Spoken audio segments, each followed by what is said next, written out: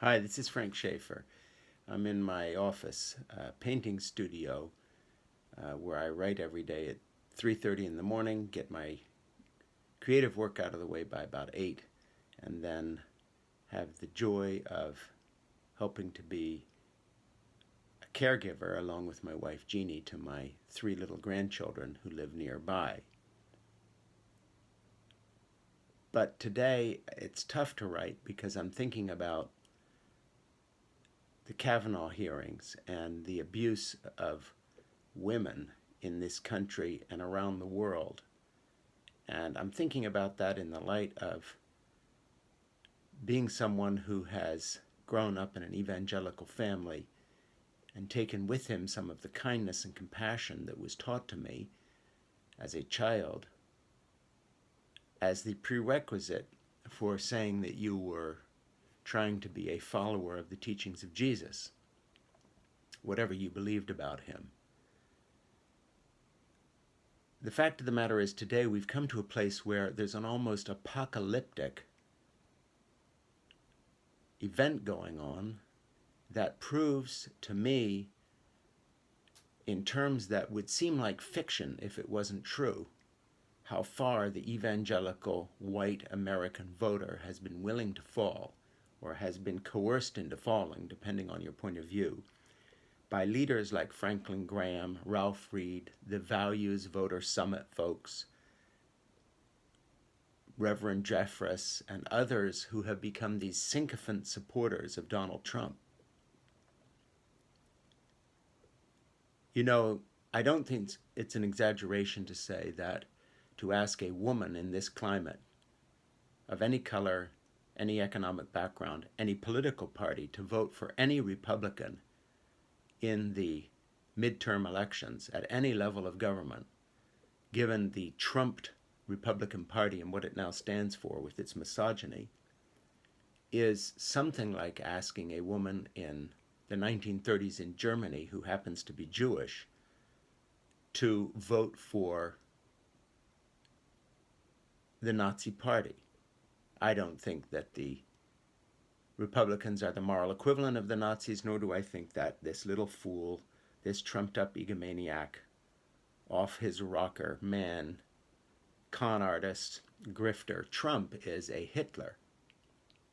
But I do think that the Republican Party has proved itself so out of sync with women and so anti-woman that it is genuinely odd to think that any woman who was not somehow into weird levels of self-loathing could vote for any Republican now. You know, it's almost as if God has sent some sort of crazy Old Testament-like parable/illustration judgment test to us. Just listen to me a minute. Think about this.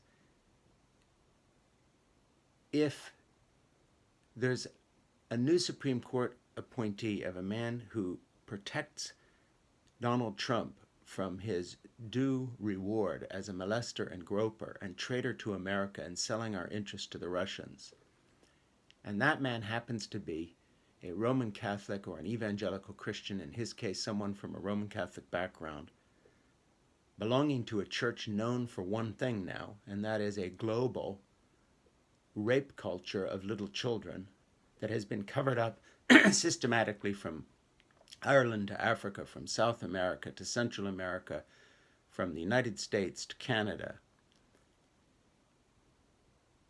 And if that man himself has been accused of attempted rape, you now have something that doesn't seem possible, and that is that Roe v. Wade, the right to choice, could finally be struck down by an attempted rapist. Remember the old arguments about abortion? Well, what about rape? And all this? I mean, just think about that for a minute. Talk about political optics. Forget political optics. What about basic morality and decency? A man accused of holding a young woman down on a bed, groping her, trying to rip her clothes off, pressing his hand over her mouth to the point where she says she felt like she was being asphyxiated, while another drunken reveler watches and then throws himself on the pile, providing her a brief opportunity to escape, if this man becomes the vote that overturns a woman's right to choice, you have a phenomena that is like something out of an Old Testament prophecy about what happens to an unjust country led by a would-be rapist who then abuses people in a way that makes rape, and I'm not being cavalier here, look casual, which is to actually take away the right of a woman to choose to end a pregnancy, no matter what the circumstances of that pregnancy. It boggles the mind. So just think about this. To be a woman, or a man for that matter, who votes for a Republican is to be like someone in 1930s Germany who is Jewish voting for the Nazis. There is no other way to put it. These people are despicable. They are disgusting misogynists. They could not have a lower opinion of women under any circumstances. Once again, consider the optics. The vote that may overturn Roe v. Wade may well turn out to be the vote of a man accused of trying to rape a young woman. And this would be the vote that takes away women's choice. The Republican Party is disgusting. You cannot vote for them. We need to sweep this filth away. We need the equivalent of a denazification program of the kind Germany had after World War II. We need to undo the damage, not just stop them. Thank you. My name is Frank Schaefer.